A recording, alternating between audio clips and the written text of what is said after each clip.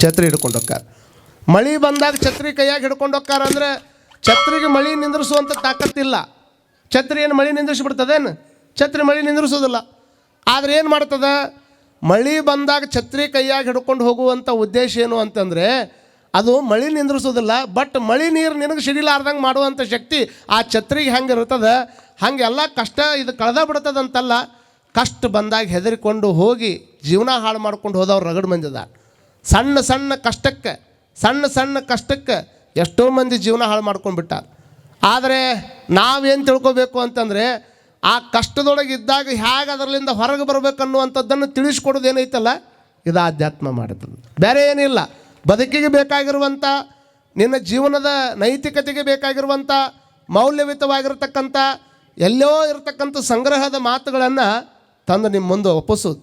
ಎರಡು ಮಾತುಗೆ ಹಾಗೆ, ಹೇಗೆ ಒಂದು ಹೂವು ಅದರೊಳಗಿರುವಂಥ ಮಕರಂದವನ್ನು ಹೀರಿ ಹೇಗೆ ಜೇನುತುಪ್ಪವನ್ನು ರೆಡಿ ಮಾಡುವಂಥ ಕೆಲಸವನ್ನು ಮಾಡ್ತದೆ, ಹಾಗೆ ನಾವು ಅದರಾಗಿಂದು ಒಂದಿಷ್ಟು ತೊಗೊಂಡು ಬಂದು ನಿಮ್ಮ ಮುಂದೆ ಹೇಳುವಂಥ ಉದ್ದೇಶ ಏನು ಅಂತಂದರೆ, ಒಬ್ಬೊಬ್ಬರು ಹೇಳಿದಾಗ ಒಬ್ಬೊಬ್ಬರದ್ದು ಒಂದೊಂದು ಪರಿಣಾಮ ಆಗ್ತದೆ ಈ ಜಗತ್ತಿನಾಗ.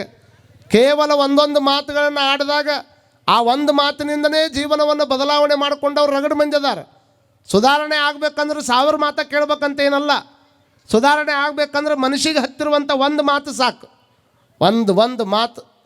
ಒಂದು ಮಾತು ಬದುಕಿನೊಳಗೆ ಏನಾದರೂ ಆದರೆ ಬೆಕ್ಕಾದ್ದಾಗ್ತೈತೆ ಅನ್ನುವಂಥದ್ದು ನಮಗೆಲ್ಲರಿಗೂ ಗೊತ್ತೈತಿ. ಆದರೆ ನಾವೆಲ್ಲ ತಲೆಯಾಗಿ ಇಟ್ಕೊಳ್ಬೇಕು. ಇಷ್ಟೆಲ್ಲ ಇದ್ರೂ ಸಹಿತ ನಿನ್ನೆ ನಾನು ಹೇಳ್ತಾ ಇದ್ದೆ, ತೋರಬಲ್ಲ ಗುರು ಸುಳಿ ಎಲ್ಲ ಸುಖ ಭಗವಂತ ನಮಗಾಗಿ ಕೊಟ್ಟಾನ. ನಮಗೆಲ್ಲ ಸುಖ ಕೊಟ್ಟು ಚಂದ ಬದುಕಂತ ತಿಳ್ಕೊಂಡು ನಮ್ಮನ್ನು ಭೂಮಿ ಮೇಲೆ ತಂದಿಟ್ಟು ಆನಂದವಾಗಿ ಪ್ರೀತಿಯಿಂದ ಪರಸ್ಪರವಾಗಿ ಹೆಣ್ಮಕ್ಳು ಗಂಡುಮಕ್ಕಳು ಮನೆಯಾಗಿರ್ತಕ್ಕಂಥ ಗಂಡ ಹೆಂಡತಿ ಅತ್ತಿ ಸೊಸಿ ಅಣ್ಣ ತಮ್ಮ ಅಪ್ಪ ಮಕ್ಕಳು ಇವರೆಲ್ಲ ಕೂಡಿರ್ತಕ್ಕಂಥದ್ದೇ ಮನೆ ಆಗ್ತದೆ. ಮನೆ ಅಂದರೆ ಕೇವಲ ಕಟ್ಟಡಗಳಲ್ಲ, ಮನೆ ಅಂದರೆ ಕೇವಲ ಡೈನಿಂಗ್ ಟೇಬಲ್ ಅಲ್ಲ, ಮನೆ ಅಂದರೆ ಕೇವಲ ಅಡುಗೆ ಮನೆ ಅಲ್ಲ, ಮನೆ ಅಂದರೆ ಒಳಗಿರ್ತಕ್ಕಂಥ ಮನಸ್ಸುಗಳು. ಇವು ಏನು ಮಾಡ್ತದೆ, ಮನಸ್ಸನ್ನು ಶಾಂತ ಮಾಡ್ತದೆ. ಶಾಂತ ಇತ್ತು ಅಂತಂದರೆ ಏನೆಲ್ಲ ಸಾಧನೆ ಮಾಡೋಕ್ಕೆ ಬರ್ತದೆ. ಇದು ಸಿಕ್ಕಾಪಟ್ಟೆ ಅಶಾಂತಿ ಒಳಗೆ ಆಗಿತ್ತು ಅಂತಂದ್ರೆ ಏನೂ ಮಾಡೋಕ್ಕಾಗೋದಿಲ್ಲ. ಅದಕ್ಕೆ ಹರ್ಷಕ್ಕೆ ದಾರಿ ಯಾವುದು ಅಂತಂದರೆ ಅದನ್ನೇ ಡಿ ವಿ ಜಿ ಅವರು ಹೇಳ್ತಾರೆ, ಬರದಿಹುದ ರೆಣೆ ಕೈಯಲ್ಲಿ ಬಂದಿಹುದ ಮರೆಯದಿರು, ಗುರುತಿಸು ಒಳಿತಿರುವುದನ್ನು ಕೆಡುಕುಗಳ ಮಧ್ಯೆ, ಬಾರನೆಂಬುದು ಬಿಡು ಬಂದಿರುವುದನ್ನು ನೆನೆ, ಹರುಷಕ್ಕೆ ಅದೇ ದಾರಿ ಮಂಕೋತಿಮ್ಮ. ಎಷ್ಟು ಚಲೋ ಹೇಳ್ತಾರೆ ನೋಡಿ ಡಿ ವಿ ಜಿ ಅವರು ಈ ಮಾತನ್ನು ಹೇಳ್ಬೇಕಾದ್ರೆ ಎಷ್ಟು ಅವರು ಪ್ರಯೋಗ ಮಾಡಿರಬೇಕು. ಯಾವುದು ಒಂದು ನಿಮಿಷ ಆ ಕೆಲಸ ಬಂದ್ ಮಾಡೋಕ್ಕೆ ಹೇಳ್ಬಿಟ್ರಿ, ಪ್ರವಚನ ನಡೆದಾಗ ಮಾಡಿಬಿಡು ಅಂತ ಹೇಳ್ರಿ. ಬಂದಿಹುದ ಮರೆಯದಿರು, ಯಾವುದು ನಿನ್ನ ಹತ್ರ ಐತಲ್ಲ ಅದರ ಬಗ್ಗೆ ನಾವು ಒಂದಿಷ್ಟು ನೆನ್ಕೊಳ್ಳುವಂಥ ಪ್ರಯತ್ನ ಮಾಡಬೇಕು. ಇಲ್ಲ ಅಂತ ತಿಳ್ಕೊಂಡು ಲಿಸ್ಟ್ ಮಾಡ್ಕೊತ ಹೊಂಟ್ರಿ ಅಂದರೆ ಬರೀ ಅದು ಇಲ್ಲ ಇದು ಇಲ್ಲ ಅನ್ಕೊಂತ ಲಿಸ್ಟ್ ಮಾಡ್ಕೊತ ಹೊಂಟ್ರಿ, ಇಷ್ಟು ಉದ್ದಾಕೈತಿ ಲಿಸ್ಟ್. ಅದನ್ನು ಬಿಟ್ಟು ಏನು ಕೊಟ್ಟಾನಲ್ಲ ಭಗವಂತ ಅದನ್ನೊಂದಿಷ್ಟು ಲಿಸ್ಟ್ ಮಾಡಿರಿ ನೋಡುನು. ಅದನ್ನು ಲಿಸ್ಟ್ ಮಾಡಿರಿ, ಏನು ಬೇಕ್ರಿ ಭಗವಂತ ಎಷ್ಟು ದಯಾಮಯ ಆಗಿ ನಮಗೆ ಕೊಟ್ಟಾನ ಅಂತಂದರೆ, ಒಬ್ಬ ಮನುಷ್ಯ ಹುಟ್ಟುತ್ತಾನನ್ನುವಂಥದ್ದನ್ನು 9 ತಿಂಗಳ ಮುಂಚೆಗೆ ಗೊತ್ತು ಮಾಡ್ತಾನೆ. ಮನುಷ್ಯ ಹುಟ್ಟುತ್ತಾನನ್ನುವಂಥದ್ದು 9 ತಿಂಗಳು ಮೊದಲೇ ಗೊತ್ತು ಮಾಡ್ತಾನೆ. ಮನುಷ್ಯ ಈ ಭೂಮಿ ಮೇಲೆ ಬಿಟ್ಟು ಹೋಗ್ತಾನಂದ್ರೆ 9 ಸೆಕೆಂಡೂ ಗೊತ್ತು ಮಾಡಿಕೊಡೋದಿಲ್ಲ, 9 ಸೆಕೆಂಡೂ ಗೊತ್ತಾಗೋದಿಲ್ಲ, ಹೋಗಿಬಿಡ್ತಾನೆ ಮನುಷ್ಯ. ನೀವು ಹುಡ್ತಿ ಅನ್ನುವಂಥದ್ದು ಗೊತ್ತಾಯ್ತಂದ್ರೆ ತಯಾರಿ ಮಾಡ್ಕೊರಿ ಅಂತ ತಿಳ್ಕೊಂಡು 9 ತಿಂಗಳು ಮುಂಚೆಗೆ ಸೂಚನೆ ಕೊಡ್ತಾನೆ. ಒಂದು ಮಗು ಬರೋದದ, ಹೆಣ್ಣು ಬರ್ತದೋ ಗಂಡು ಬರ್ತದೆ, ಅವನು ಬೇಕಾಗಿದ್ದೆಲ್ಲ ರೆಡಿ ಮಾಡ್ಕೊರಿ ಅಂತ. ನೀವು ಹುಟ್ಟಿದ ಮೇಲೆ ತಾಯಿ ಎದೆ ಹಾಲು ಸೃಷ್ಟಿ ಆಗ್ತದೆ, ಅಲ್ಲಿ ಮಟ್ಟ ಎದೆ ಹಾಲು ಸೃಷ್ಟಿ ಆಗೋದಿಲ್ಲ. ಏನು ಅದ್ಭುತ ವೈಶಿಷ್ಟ್ಯ ಇದೆಲ್ಲ. ಸುಮ್ಮನೆ ಹೇಳೋದಕ್ಕೆ ಕೇಳೋದಕ್ಕೆ ಯಾಕೆ ದೊಡ್ಡವಕ್ಕನಂದರೆ ನನಗೆ ಗೊತ್ತಿಲ್ಲಾರ್ದನ ನಿಸ್ವಾರ್ಥವಾಗಿ ಪರಮಾತ್ಮ ನಮ್ಮ ಸಲುವಾಗಿ ಏನೇನೋ ಮಾಡಿಬಿಟ್ಟಿದ್ದಾನೆ. ಇಲ್ಲಿ ನಾವು ಗುಡಿಗೆ ಯಾವಾಗಾರ ಒಂದು ಪಟ್ಟಿ ಕೊಟ್ಟರೆ, ನಾವು ಗುಡಿ ಕೊಟ್ಟಿವಿ ರೀ, ಮೊನ್ನೆ ಕೊಟ್ಟು ಹೊಳಬಳ ಕೊಡ್ಬೇಕನ, ಮೊನ್ನೆ ಒಂದು ಕಾರ್ಯಕ್ರಮ ಮಾಡಿ ಹೊಳಬಳ ಮಾಡ್ಬೇಕನ ಅಂತೀವಿ. ಮತ್ತು ಇಟ್ಟಾಕೊಂಡ ವರ್ಷ ನೀರು ಹರಿಸ್ಕೊಂತ ಬಂದೀನಿ, ಈ ವರ್ಷ ಯಾಕೆ ಹರಿಸ್ದೆ ಅಂತ ಅವ ಬಂದು ಮಾಡಿದ್ರೆ ಏನು ರೀ ಅವ್ರು ಯಾರಿಗೆ ಪತ್ರ ಬರೀ ಅವ್ರ ಡ್ಯಾಮ್ನಾಗ ನೀರು ಅದಾವ ಅಂದ್ರೆ ಸರ್ ಗದ್ದಿಗೌಡ್ರು ಸರ್ ಪಟ್ನ ಫೋನ್ ಹೇಳಿ ಹೆಂಗಾರು ಮಾಡಿ ಹೊಳಿಗೆ ನೀರು ಬಿಡಿಸ್ಕೋಬೋದು ನಾವು. ಮತ್ತು ಡ್ಯಾಮ್ನಾಗ ನೀರಿಲ್ಲ ಅಂದ್ರೆ ಏನು ಕುಂತ್ರೆ ಏನು ಹೇಳಿ ನಾನು ಯಾರಿಗೆ ಪತ್ರ ಬರೆಯವ್ರ ಅದನ್ನು ಪರಮಾತ್ಮನ ಕೊಡಬೇಕು. ಭಾಳ ಮಂದಿ ಅಂತಾರೆ ಅಜ್ಜಾರ ಇಟ್ಟಾಕೊಂಡ ಎಲ್ಲ ಚಲೋ ಕೆಲಸ ಮಾಡ್ತೀವ್ರಿ, ಆದ್ರೆ ನಮ್ಮ ಕಡೆ ಈ ವರ್ಷ ಮಳೆ ಆಗಿಲ್ಲಲ್ರಿ. ಹೌದು ಆಗಿಲ್ಲ, ಏನಾಯಿತು ಈ ವರ್ಷ ಆಗಿಲ್ಲ, ಮುಂದಿನ ವರ್ಷ ಆಗತ್ತೈತಿ. ಎಂದು ಹುಟ್ಟದ ಅಂದ್ಲಿಂದ ಕೊಟ್ಕೊತಾನೆ ಬಂದನವ. ಯಾವ ಉಪವಾಸ ಮಕ್ಕೊಂಡಾರ ಜಗತ್ತಿನಾಗ ಯಾರೂ ಉಪವಾಸ ಮಕ್ಕೊಂಡಿಲ್ಲ. ಮೊನ್ನೆ ಒಬ್ಬ ನನಗಿಂದ ಕಾರ್ಯಕ್ರಮ ಮಾಡ್ಬೇಕಾದ್ರೆ ಒಬ್ಬ ಎದ್ದು ನಿಂತು ಕೇಳಿದ, ಅಜ್ಜಾರು ನಾವೆಲ್ಲ ಮಾಡ್ತೀವ್ರಿ ಕರೆ, ಆದರೆ ನಮ್ಮೂರಿಗೆ ಕರೆಕ್ಟ್ ಯಾಕೆ ಮಳೆ ಬೆಳೆ ಆಗೋದಿಲ್ಲ ಇದನ್ನು ಹೇಳ್ರಿ ಅಂದವ ನನಗೆ. ಏನು ಹೇಳ್ಬೇಕು ಅವಂಗೆ ಕರೆಕ್ಟ್ ಯಾಕೆ ಮಳೆ ಆಗಂಗಿಲ್ಲ ಹೇಳ್ರಿ ನಮ್ಗೆ ಅಂದವ. ಅವಾಗ ನಾ ಒಂದು ಮಾತು ಅವ್ನಿಗೆ ಭಾಳ ಚಲೋ ಮಾತು ಹೇಳಿದ್ದೆ, ಅದನ್ನು ಇಲ್ಲಿ ಹೇಳ್ತೀನಿ ನೋಡಪ್ಪ.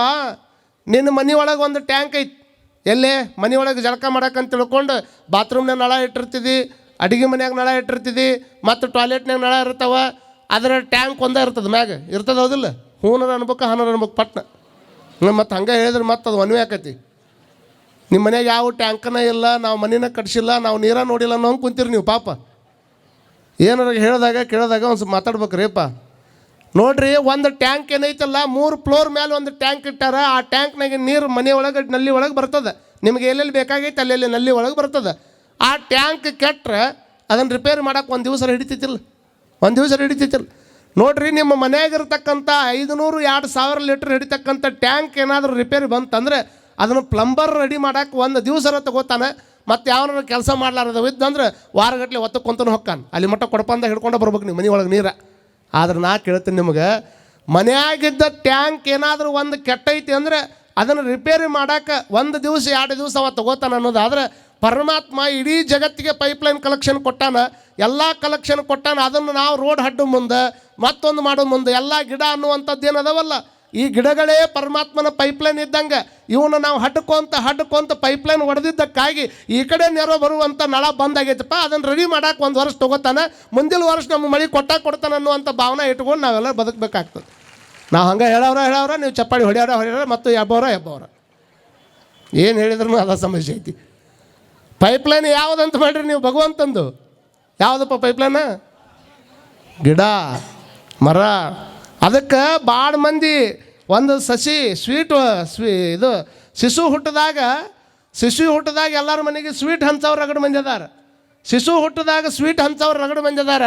ಆದರೆ ಒಂದು ಶಿಶು ಹುಟ್ಟಿದಾಗ ಸ್ವೀಟ್ ಹಂಚೋದಕ್ಕಿಂತ ಪ್ರತಿಯೊಬ್ಬರ ಮನೆಗೆ ಹೋಗಿ ಒಂದು 10 ಸಸಿಗಳನ್ನು ಹಚ್ಚಿದ್ರೆ ಈ ಶಿಶು ಇಲ್ಲಾರ್ದಾಗ ಆ ಸಸಿ ಆ ಮನಗುನೊಳಗೆ ಇರ್ತದೆ ಅನ್ನುವಂಥದ್ದನ್ನು ನಾವೆಲ್ಲರೂ ತಲೆಯಾಗಿಟ್ಕೊಳ್ಬೇಕಾಗ್ತದೆ. ಇಷ್ಟು ವಿಚಾರ ಮಾಡ್ಕೊಂಡು ಹಾಗಾಗಿ ಎಲ್ಲವನ್ನು ಕೊಟ್ಟಾನ. ಅದಕ್ಕೆ ಏನು ಕೊಟ್ಟಿಲ್ಲ ಅಂತ ತಿಳ್ಕೊಂಡು ಲೆಕ್ಕ ಮಾಡ್ಕೊತ ಹೋಗಂಗಿಲ್ಲ. ಬರದಿಹುದರ ಎಣೆಕೆಯಲ್ಲಿ ಬಂದಿಹುದ ಮರೆಯದಿರು. ಅದು ಬಂದಿಲ್ರಿ, ನನಗಿದು ಆಗಿಲ್ರಿ, ನನಗೆ ಹಂಗೆ ಆಗ್ಬೇಕಾಗಿತ್ತು ರೀ, ಎಷ್ಟಂತೂ ವರದಿ ಮಾಡ್ಕೊತ ಹೋಗವ ನೀನು. ಅದಕ್ಕಿಂತ ವಿಚಾರ ಮಾಡ್ಕೊ, ನಿನಗೇನು ಕೊಟ್ಟಾನ ಭಗವಂತ? ಎಲ್ಲರಿಗಿಲ್ಲಾರದು ನೀನು ಚಲೋ ಕಣ್ಣು ಕೊಟ್ಟಾನ, ಎಲ್ಲರಿಗಿಲ್ಲಾರದು ಚಲೋ ಕಾಲು ಕೊಟ್ಟಾನ, ಎಲ್ಲರಿಗಿಲ್ಲಾರದು ಚಲೋ ಶರೀರ ಕೊಟ್ಟಾನ. ಇಷ್ಟೆಲ್ಲ ಕೊಟ್ಟಾನಲ್ಲ ನನಗೆ, ಇದಕ್ಕಿಂತ ಹೆಚ್ಚಿಂದ ಏನು ಕೊಡ್ಬೇಕವ? ಅದಕ್ಕೆ ಬರಲಾರ್ದನ್ನು ವಿಚಾರ ಮಾಡ್ಕೊಂಡು ನೆನೆಯೋದಕ್ಕಿಂತ ಯಾವುದು ಬಂದದ ಅದನ್ನು ನೆನಕೊಳ್ಳುವಂಥ ಪ್ರಯತ್ನವನ್ನು ಮಾಡಬೇಕಾಗ್ತದೆ. ಮುಂದುವರೆದು ಹೇಳ್ತಾರೆ ಅವರು, ಗುರುತಿಸು ಒಳಿತಿರುವುದನ್ನು ಕೆಡಕುಗಳ ಮಧ್ಯೆ. ಏನು ಕೆಟ್ಟದ್ದಾಗ್ಯದ ನಿನ್ನ ಜೀವನದಾಗ ಅದರ ಬಗ್ಗೆ ಭಾಳಷ್ಟು ತಲೆ ಕೆಡಿಸ್ಕೊಳಕ್ಕೆ ಹೋಗಬೇಡ. ಕೆಟ್ಟರ ಮಧ್ಯದೊಳಗೂ ಸಹಿತ ಒಂದಿಷ್ಟು ಒಳ್ಳೆಯದನ್ನು ಹುಡುಕುವಂಥ ಪ್ರಯತ್ನವನ್ನು ಮಾಡು. ತಿಪ್ಪಿ ಒಳಗೆ ಒಂದು ಕೋಲಿ ತಿಪ್ಪಿ ಒಳಗೆ ಒಂದು ಕೋಳಿ ಕಾಳನ್ನು ಕೆದರ್ತಿರ್ತದೆ. ಕಾಳನ್ನು ಕೆದರುವಂತಹ ಟೈಮ್ದೊಳಗೆ ಅದಕ್ಕೆ ಬಂಗಾರ ಹತ್ತದು. ತಿಪ್ಪಿಯಾಗಿರುವಂಥ ಟೈಮ್ದೊಳಗೆ ಕೋಳಿ ಕೆದರ್ಬೇಕಾದ್ರೆ ಅದಕ್ಕೆ ಬಂಗಾರ ಹತ್ತದು. ಬಂಗಾರ ತಿಂತೈತೆ ಅನ್ನೋದು, ಬಂಗಾರ ತಿಂತೈತಿ.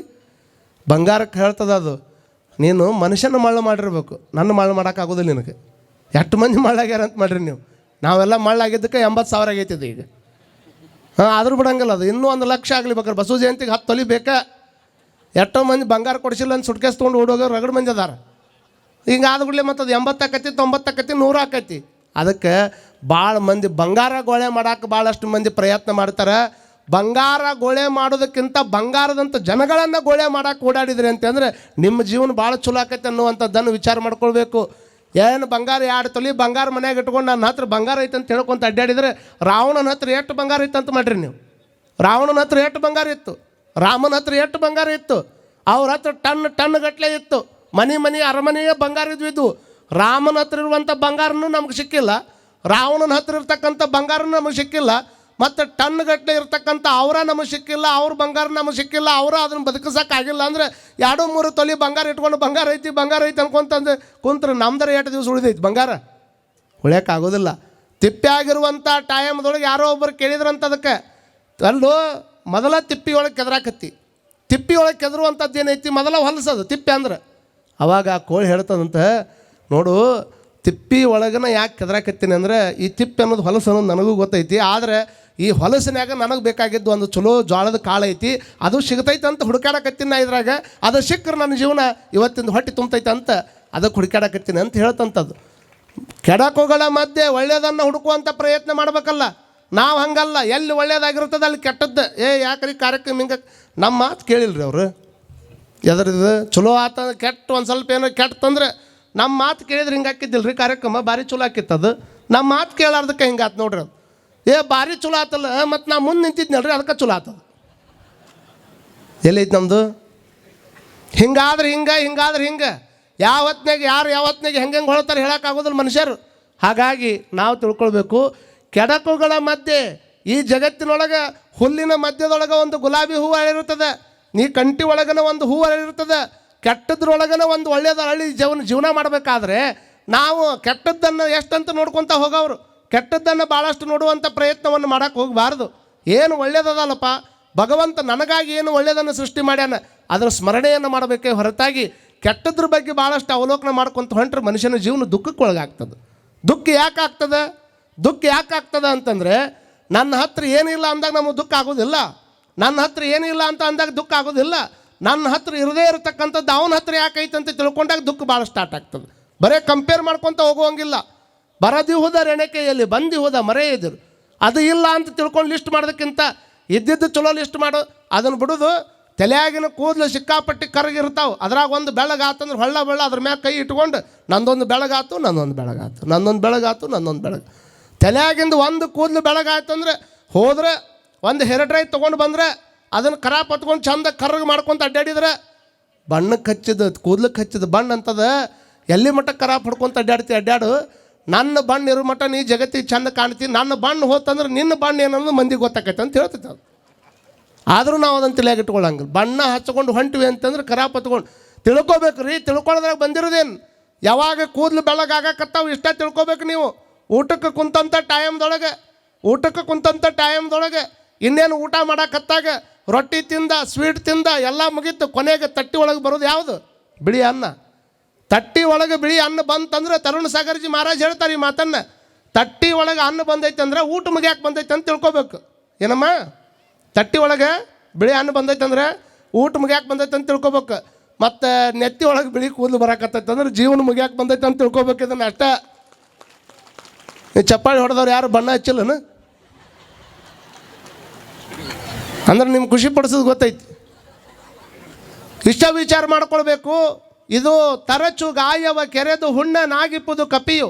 ಒಂದು ಹಲ್ಲು ಹೋಯ್ತು ಅಂತಂದ್ರೆ ಹೊಳ್ಳ ನಾಲಿಗೆ ಅದ್ರ ಮೇಲೆ ಇಟ್ಕೊಂಡು ನಂದೊಂದು ಹಲ್ಲು ಹೋಯ್ತು ಅಂತ ಭಾಳ ಮಂದಿ ಹೇಳ್ತಾರಲ್ಲ. ಒಂದು ಹಲ್ಲು ಹೋದ್ರೆ ಏನಾತಪ್ಪ, 32 ಹಲ್ಲನ್ನು ಕೊಟ್ಟಾನ, 31 ಅದಾವಲ್ಲ.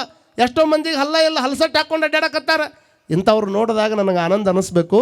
ಅದಕ್ಕೆ ಬರದಿ ಹೋದ ರೆಣಕೆಯಲ್ಲಿ ಬಂದಿ ಹೋದ ಮರೆಯದವರು ಗುರುತಿಸು ಒಳಿತಿರುವುದನ್ನು ಕೆಡಕುಗಳ ಮಧ್ಯೆ. ಹರ್ಷಕ್ಕೆ ಯಾವುದು ದಾರಿ ಅಂತಂದರೆ ಬಾರದೇ ಇರತಕ್ಕಂಥದ್ದನ್ನು ನೆನೆಯಕ್ಕೆ ಹೋಗಬೇಡ, ಬಂದಿರೋದನ್ನು ಸ್ಮರಣೆಯನ್ನು ಬಿಡಕ್ಕೆ ಹೋಗಬೇಡ. ಹಾಗಾಗಿ ಆಗಿರುವಂಥದ್ದು ಅಂಥದ್ದು ಯಾವುದೋ ಒಂದು ಸಣ್ಣ ಪುಟ್ಟ ಇದನ್ನ ಇಟ್ಕೊಂಡು ಸಣ್ಣ ಪುಟ್ಟ ತ್ರಾಸಾಗಿದ್ದನ್ನು ಹೊಳ್ಳ ಮಂದಿ ಮುಂದೆ ಸ್ವಾಮಿಗಳು ಮನೆಗೆ ಬಂದ್ರಂದ್ರೆ ಎಂದೋ ಆಗಿರ್ತೈತೆ ಅದು. ಆರಾಮದಿರನ ಅಂತ ಕೇಳ್ಬೇಕು. ಆರಾಮದಿರ ನೀವು? ಆರಾಮದಿರಿಲ್ಲ? ಇಲ್ಲಿ ಅಡ್ಡಾಗಟ್ಟ ಆರಾಮದಿರಿ ಅಂತೀರಿ ನೀವು. ಮನೆಗೆ ಬಂದು ಕೇಳಿದ್ರೆ ನಮ್ಮ ಕಷ್ಟ ನಿಮಗೆ ಗೊತ್ತಿದ್ರೆ ನೀವ್ಯಾಕೆ ಸ್ವಾಮಿ ಹಾಕಿದ್ರಿ ಅಂತ ನಮ್ಗೆ ಬುದ್ಧಿ ಹೇಳ್ತೀರಿ. ಮತ್ತೆ ಇಲ್ಲಿ ಮಂದಿ ಮುಂದೆ ಕೇಳ್ರಿ ನೀವು ಎಲ್ಲರೂ ಭಾರಿ ಆರಾಮದೀವಿ ರೀ, ನಮ್ಮಷ್ಟು ಆರಾಮ ಯಾರದ ರೀ ನಾವಂದ್ರೆ ಹಂಗೆ. ಎಂಥ ಕಾಲು ಗಟ್ಟದಾಗದೀವಿ ಅಂದ್ರೆ ನಾವು ಮಂದಿ ಮನೆ ಹೊರಗೆ ನಗ್ತಾರೆ, ಬೆಡ್ರೂಮ್ನಾಗ ಹೋದ್ರಂದ್ರೆ ಅಳ್ತಾರೆ, ಹಾಲ್ನಾಗ ಬಂದ್ರೆ ನಗ್ತಾರೆ. ಮಂದಿ ಪರಿಸ್ಥಿತಿ ಹಂಗಾಗೈತಿ. ಮಂದಿ ಮುಂದೆ ನಕ್ಕಂಗನ ಮಾಡೋದು, ಯಾಕಂದ್ರೆ ನಾವು ಅಳು ಸಹಿತ ಮಂದಿ ನೋಡಬಾರ್ದು ಅಂತ. ಈ ಟೈಪ್ ನಾವು ಜೀವನ ಮಾಡಕತ್ತೀವಲ್ಲ. ಅಳುವುದರ ಮಧ್ಯದೊಳಗೆ ನಗುವನ್ನು ಗುರುತಿಸುವಂಥ ಪ್ರಯತ್ನ ಮಾಡು. ಅತಗೋಂತ ಕುಂದ್ರವ್ರಿಗೆ ಎಂದೂ ಕೂಡ ಕಿಮ್ಮತ್ತಿರಂಗಿಲ್ಲ. ಭಾಳ ಮಂದಿ ಜಗತ್ತಿನೊಳಗೆ ಯಾರಿಗೆ ಕಿಮ್ಮತ್ತು ಭಾಳ ಐತಂದ್ರೆ ಜಗತ್ತಿನೊಳಗೆ ಕೆಲವು ಮಂದಿ ಕಣ್ಣೀರು ಹಾಕೋರದಾರ, ಇನ್ನು ಕೆಲವು ಮಂದಿ ಕಣ್ಣೀರು ಹಾಕ್ಸೋರದಾರ, ಕೆಲವು ಮಂದಿ ಕಣ್ಣೀರು ಒರೆಸೋರದಾರ. ಯಾರಿಗೆ ಕಿಮ್ಮತ್ತು ಹೆಚ್ಚಾಗ್ತದೆ ಅಂದರೆ ಕಣ್ಣೀರು ಹಾಕೋರಿಗೆ, ಕಣ್ಣೀರು ಹಾಕ್ಸೋರಿಗೆ ಕಿಮ್ಮತ್ತು ಹೆಚ್ಚಾಗೋದಿಲ್ಲ. ಯಾರು ಕಣ್ಣೀರು ಹಾಕಕತ್ತಾರ ಅವ್ರ ಕಣ್ಣೀರನ್ನು ಒರೆಸುವಂಥ ಪ್ರಯತ್ನವನ್ನು ಯಾರು ಮಾಡ್ತಾರೆ ಅವರ ಜಗತ್ತಿನೊಳಗೆ ದೊಡ್ಡವ್ರು ಆಕಾರ ಮಾಡ್ಕೊಳ್ಬೇಕು. ಒಂದು ಭಾಳ ಮಂದಿ ಕಿಮ್ಮತ್ತಿನ ಕೊನೆ ಮಾತು ಹೇಳಿಬಿಡ್ತೀನಿ. ಯಾವುದಿಲ್ಲ ಅದ್ರ ಬಗ್ಗೆ ಚಿಂತೆ ಮಾಡೋಕೆ ಹೋಗ್ಬೇಡಪ್ಪ. ಭಗವಂತ ನಿನಗೇ ಆದಂಥ ಒಂದು ದೊಡ್ಡ ಕೊಟ್ಟಾನ. ಬಂದವ್ರ ಮುಂದೆಲ್ಲ ಹಂಗಾಯ್ತು ಹಿಂಗಾಯ್ತು ಅಂತ ತಿಳ್ಕೊಂಡು ಕಷ್ಟನ ಹೇಳ್ಕೊತ ಕುಂದ್ರಕ್ಕೆ ಹೋಗಬೇಡ.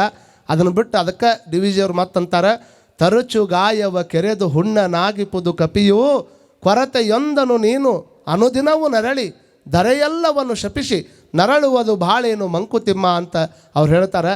ಒಂದು ಮಂಗ ಈ ಕಡೆಯಿಂದ ಆ ಕಡೆ ಜಿಗಿಬೇಕಾದ್ರೆ ಒಂದು ಸಣ್ಣ ಗಾಯ ಆಗ್ತದೆ ಅದಕ್ಕೆ. ಆ ಗಾಯ ಆದ ಕೂಡಲೇ ಅದು ಸುಮ್ಮನೆ ಇರಂಗಿಲ್ಲ. ಅದೇ ಗಾಯವನ್ನು ಕೆರೆದು ದೊಡ್ಡ ಗಾಯ ಮಾಡ್ಕೊಂಡು ಆ ಗಾಯ ಹುಣ್ಣು ಮಾಡ್ಕೊಂಡು ಹುಣ್ಣು ಆಗಿ ಆ ಗಾಯದೊಳಗನ ಆ ಕಪ್ಪಿ ಸತ್ತೇ ಹೋಗಿಬಿಡ್ತದಂತೆ. ಹೇಗೆ ಅದು ಒಂದು ಸಣ್ಣ ಗಾಯವನ್ನು ಕೆರೆದು ದೊಡ್ಡ ಗಾಯ ಮಾಡ್ಕೊಂಡು ಹೆಂಗೆ ಸತ್ತು ಹೋಗ್ತೈತಿ, ಹಂಗೆ ನೀನು ಸಹಿತ ನಿನ್ನ ಜೀವನದಾಗ ಆಗಿರುವಂಥ ಒಂದು ಸಣ್ಣ ಘಟನೆ ನೆನ್ಕೊಂಡು ಹೊಳ್ಳ ಅದನ್ನು ನೆನೆಸ್ಕೊಂಡು ನನಗೆ ಹಿಂಗಾತ್ರಿ ನನ್ನ ಮಗ ನನ್ನ ಮುಂದೆ ಹೋಗಿಬಿಟ್ಟೇನ್ರಿ. ಭಾಳ ಮಂದಿ ತಮ್ಮ ಮನ್ಯಾಗ ಯಾರಾದ್ರೂ ಮಕ್ಕಳು ಸತ್ತು ಅಂದ್ರೆ ಯಾಕ್ರಿ ಯಾರು ಮಕ್ಕಳು ಕಾಣಲಿಲ್ಲನ್ರಿ, ಭಗವಂತ ನನ್ನ ಮನೆಗೆ ಮಗನ ಬೇಕಾಗಿತ್ತನ್ರಿ ಅಂದ್ರೆ ಬೇರೆದ್ರ ಮಕ್ಕಳು ಸತ್ರ ನಡೀತಿದ್ದೆ ನಿಮಗೆ? ವಿಚಾರ ಮಾಡಿರಿ. ಅಳ್ಬೇಕಾದ್ರೆ ಹಂಗೆ ಹೇಳ್ತಾರೆ, ನನ್ನ ಮಗ ಬೇಕಾಗಿತ್ತೇನ್ರಿ, ನನ್ನ ಮಗನ ಬೇಕಾಗಿತ್ತೇನ್ರಿ. ಅಲ್ಲಿ ಸ್ವಾರ್ಥ ಇಟ್ಕೊಂಡು ಆಳ್ತಾರೆ ಮಂದಿ. ನಮ್ಮ ಮನೆಯಾಗಿನ ಮಕ್ಕಳು ಸತ್ರ ದುಃಖ ಆಕೈತಿ, ಬೇರೆದ್ರ ಮನೆ ಸತ್ರ ಹೋಗ್ಲಿ ಬಿಡ್ರಿ ಅಂತಾರೆ. ಹಂಗಾಗಂಗಿಲ್ಲ. ಭಗವಂತ ಕೊಟ್ಟಿರ್ತಕ್ಕಂಥ ಸ್ವಲ್ಪ ಜೀವನದೊಳಗೆ ನಿನಗೆ ಬೇಕಾದಷ್ಟು ಎಲ್ಲವನ್ನು ಕೊಟ್ಟಾನ. ನಾವೆಷ್ಟು ಖುಷಿಯಾಗಿರಬೇಕು ಅಂತಂದರೆ, ಎಷ್ಟೋ ಮಂದಿ ತೊಟ್ಟ್ಯಾಗ ಬಿದ್ದಿರುವಂಥ ಅನ್ನ ತೊಚ್ಚಂಗೆ ತೊಳ್ಕೊಂಡು ಉಣ್ಣವ್ರು ಅದಾರ. ಅಂಥದ್ರೊಳಗೆ ತಟ್ಟ್ಯಾಗ ನೀವು ಹೋಗಿ ಕೂತು ಕೊಡ್ಲೇನ ಬಿಸಿ ಅನ್ನ ನೀನು ತಾಟ್ನಾಗ ಬೀಳ್ತೈತೆ ಅಂದ್ರೆ ಇದಕ್ಕಿಂತ ಚಲೋ ನಿಂದು ಖುಷಿ ಬಿಟ್ಟು ಇದಕ್ಕಿಂತ ಚಲೋ ಇನ್ನೇನೈತಪ್ಪ. ಅದನ್ನು ಬಿಟ್ಟು ಥಿಂಕ್ ಬೇರೆ ಮಾಡಕ್ಕೆ ಹೋಗ್ಬಾರ್ದು. ಭಗವಂತ ಒಬ್ಬ ಸಾಧು ದಿವಸ ಭಗವಾನನ ನೆನೆಸಿ ಸಮುದ್ರ ದಂಡ್ಯಾಗ ಮುಳುಗ್ತಿದ್ದ. ಸಮುದ್ರ ದಂಡ್ಯಾಗ ಮುಳುಗಾವ ಹಿಂಗೆ ಮುಳುಗಿ ಹೇಳೋದ್ರಾಗನ ಒಂದು ದೊಡ್ಡ ಬಿರುಗಾಳಿ ಗಾಳಿ ಬೀಸ್ತಿತ್ತು. ಅವನ ಹತ್ರ ಇರೋದು ಒಂದ ಲುಂಗಿತ್ತು. ಯಾರು ಕೇಳಿದ್ರೆ ಒಟ್ಟಕ್ಕೆ ಕೇಳಿದ್ರೆ ನನಗೇನು ಬ್ಯಾಡ್ರಿ ಅಂತಿದ್ದವ, ಏನು ಕೊಡಕ್ಕೆ ಹೋಗ್ಬೇಡ್ರಿ ಅಂತಿದ್ದವ. ಯಾಕಂದ್ರೆ ಅವ್ನಿಗೆ ಭಗವಂತನ ಮೇಲೆ ಭಾಳ ಶ್ರದ್ಧೆ ಇತ್ತು. ನನಗೇನೋ ಬೇಕಾದ್ರೆ ಅವನ ಕೊಡ್ತಾನೆ, ನಾ ಯಾರ ಕಡೆನೂ ಕೈ ಒಡ್ಡಂಗಿಲ್ಲ ಅಂತ ಹಿಂಗೆ ಶ್ರದ್ಧೆ ಇಟ್ಕೊಂಡು ಬದುಕಾವ. ಯಾರ ಹತ್ರ ಕೇಳಲಾರ್ದವ ಒಂದು ದೋತ್ರವನ್ನು ಅರ್ಧ ತೊಳ್ಯಾವ, ಇನ್ನು ಅರ್ಧ ಉಟ್ಕೊಳ್ಳವ, ಅರ್ಧ ತೊಳ್ಯಾವ ಅರ್ಧ ಉಟ್ಕೊಳ್ಳವ. ಹಿಂಗೆ ಮಾಡುವಂಥ ಟೈಮ್ದಾಗ ಒಂದು ದೊಡ್ಡ ಬಿರುಗಾಳಿ ಬಂದು ಇದ್ದು ದೋತಿನೂ ತೊಗೊಂಡು ಹೋಗಿಬಿಡ್ತದೆ. ಇದ್ದು ದೋತಿನೂ ತೊಗೊಂಡು ಹೋದ ಕೂಡಲಿನ ಎಲ್ಲ ಮಂದಿ ಬರೋರಲ್ಲ. ನಾವು ಹೇಳಿದ್ವಿಲ್ಲ, ದೇವ್ರಂದ್ರೆ ಅಷ್ಟು ಸರಳ ಅಂತ ತಿಳ್ಕೊಳಕ್ಕೆ ಹೋಗ್ಬೇಡವ. ನೋಡಲ್ಲಿ ನಿನಗೆ ಹೆಂಗೆ ಮಾಡ್ತಾನೆ ನೋಡು. ನಮ್ಮಂಥವ್ರು ನೆಟ್ಟು ಆರಾಮಿಟ್ಟಾನ, ನೀ ದಿವಸ ಅವನ ನಂಬ್ತೀಯಪ್ಪ ಅಂಥದ್ದು ನಿನ್ನ ದೋತ್ರ ಸಹಿತ ಬಿಟ್ಟಿಲ್ಲ ಅವ ಯಾವ ದೇವರು ಅಂದವ. ಕೆಲವು ಮಂದಿ ಬುದ್ಧಿ ಹೇಳೋರು ಹೊರಗಡೆ ಮಂದಿ ಇರ್ತಾರೆ. ಹಿಂಗೆ ಸ್ವಲ್ಪ ಏನಾರ ಆತಂದ್ರೆ ತಲೆ ಕೆಡಿಸಿ ಕೈ ಬಿಟ್ಬಿಡ್ತಾರೆ. ಹಂಗನ ದೇವ್ರಕ್ಕಿಂತ ನಾ ದೊಡ್ಡ ಊರಾಗ ಅಂತ ಹೇಳ್ಕೊಂಡು ಅವ್ರು ರಗಡ್ ಮಂದಿ ಅದಾರ. ಮತ್ತೆ ಅವಾಗವ ಅಂದ, ಹಿಂಗ್ಯಾಕೆ ವಿಚಾರ ಮಾಡ್ತೀರಿ ನೀವು? ಅಲ್ಲೋ ದೇವರು ದೊಡ್ಡವ ಅಂತ ನಾ ಯಾಕೆ ಜೀವನ ಮಾಡಾಕತ್ತೀನಿ ಅಂದ್ರೆ, ನನ್ನ ದೋತ್ರ ಓದಿದ್ದಕ್ಕೆ ನೀವು ಇಷ್ಟಕೊಂಡ ಹೇಳಕತ್ತಿರಲ್ಲ. ಭಗವಂತನ ಬಿರುಗಾಳಿ ಒಳಗೆ ಎಂಥ ಶಕ್ತಿ ಐತೆ ಅಂದ್ರೆ ದೊಡ್ಡ ದೊಡ್ಡ ಕಟ್ಟಡವನ್ನು ನೆಲಕ್ಕೆ ಉಳಿಸುವಂಥ ಶಕ್ತಿ ಐತಿ. ಕೇವಲ ಮೈ ಮೇಲೆ ಹಾಕ್ಕೊಂಡಿರುವಂಥ ದೋತ್ರ ಆಟ ಹೋದಾನ, ನನ್ನ ಇನ್ನೂ ಜೀವಂತ ಇಟ್ಟಾನಲ್ಲ, ಇದಕ್ಕಿಂತ ದೊಡ್ಡ ಕರುಣ ಇನ್ನೇನು ಬೇಕು ಅಂದವ. ಒಂದೇನಾರ ಆಗಕತ್ತೈತೆ ಅಂದ್ರೆ ಒಂದಿನ ಮುಂದೆ ಏನಾರ ಆಗೋದಂತ ಐತೆ ಅಂತ ತಿಳ್ಕೊಬೇಕೆ ಹೊರತಾಗಿ ಆಗಿರುವಂಥದ್ದಕ್ಕೆ ಮರಿಗಿ ಅದನ್ನು ಕೊರಗಿ ಅದರಾಗ ಸೊರಗಿ ಜೀವನ ಅಂತ್ಯ ಮಾಡ್ಕೋಬಾರ್ದು. ಹೆಚ್ಚಿನ ವಿಚಾರವನ್ನು ನಾಳೆ ದಿವಸ ನಾವು ನೀವು ಮಾತಾಡೋಣ. ನೇರವಾಗಿ ಇವತ್ತಿನ ಕಾರ್ಯಕ್ರಮ